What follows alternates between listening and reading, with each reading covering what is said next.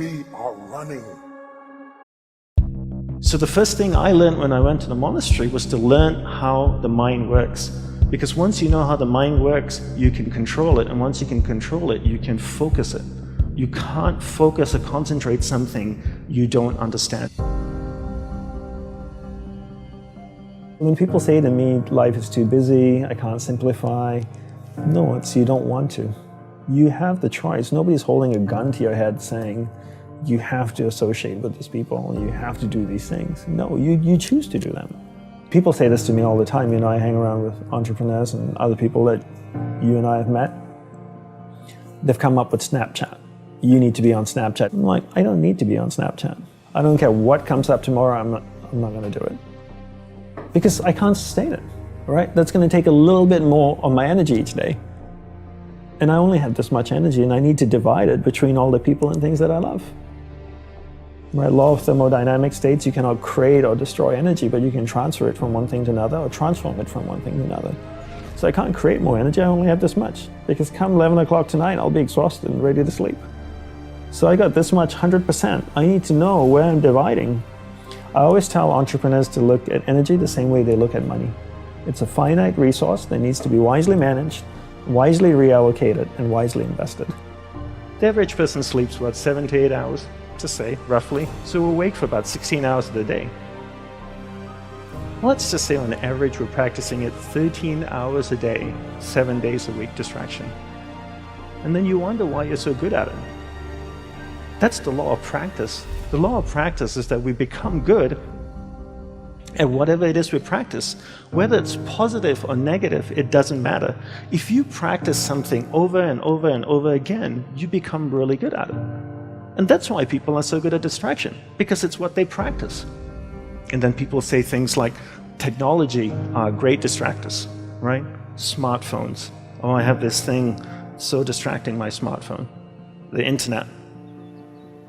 Are they distractors? I'd like to say no first, and then yes. But mostly no. Technology in itself is not a bad thing. It's actually a beautiful thing, as long as we're in charge of it. But if every time your iPhone beeps or makes a sound and you turn to it and you go, yes, master, how can I serve you today? Then you live in that world of distraction. It's training you to be distracted. But if you actually use technology, then technology is not a bad thing. So how do we become good at concentrating? We start by understanding the mind, right? All of us have a mind.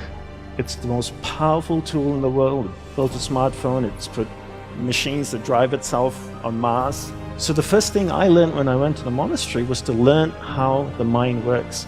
Because once you know how the mind works, you can control it. And once you can control it, you can focus it. You can't focus or concentrate something you don't understand. So how does the mind work? From the monk's perspective, from the monk's experience of the mind, there's two things that you need to understand. One is there's awareness, and one is the mind. So I'll take a few moments to explain this to you and share what they are. So imagine awareness as a glowing ball of light, like an orb that can float around. Okay, so that's awareness. Now imagine your mind as a vast space, vast area with many different sections within it. One area of the mind is anger, jealousy, food, sex, happiness, joy, science, art. And this glowing ball of light called awareness can travel within the mind, and it can go to any area of the mind it wants to go to. And when it goes to a particular area of the mind, it lights up that area. When it lights up that area of the mind, you become conscious of it. And this is what happens all day. We allow people and things around us to take awareness from one area of the mind to another all day long, from the time we wake up. And therefore, we become distracted. So to be concentrated is to be able to keep your awareness on one thing for an extended period of time. How do we practice this? We practice this by doing one thing at a time throughout the day. What's the best way to develop concentration? The best way to develop concentration is to bring that practice into our everyday life. Look at opportunities throughout your day. In your average day, ask yourself, what's a great opportunity to practice concentration?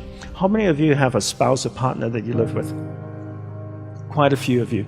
Every time you speak with your spouse or your partner, Keep that ball of light, that awareness on that person.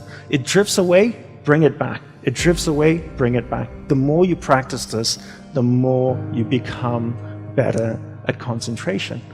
Give her or him your undivided attention. So if you speak to your spouse for 2 hours a day, what a great opportunity to practice concentration. Every time you speak with your child, practice concentration. Parents come up to me all the time and say, Dandapani, how can I teach my children to concentrate? Very easy. You learn to concentrate first. You know, there's an old saying that goes, monkey sees, monkey do, you know? And if you can't concentrate, you can't expect your child to concentrate. And if you don't teach your children how to concentrate, how can they possibly learn how to concentrate? They can't. The benefits of concentration are endless, right? When you're able to concentrate, you're able to focus all your energy into a single given point. Life is a manifestation of where your energy is flowing. And if you can't concentrate your energy, the things that you want to manifest in your life becomes very, very challenging. So learn to concentrate by doing one thing at a time. Bring this practice into everything that you do throughout the day. Make it a part of your life. Practice, practice, practice. Keep bringing awareness back and keep it focused on one thing at a time.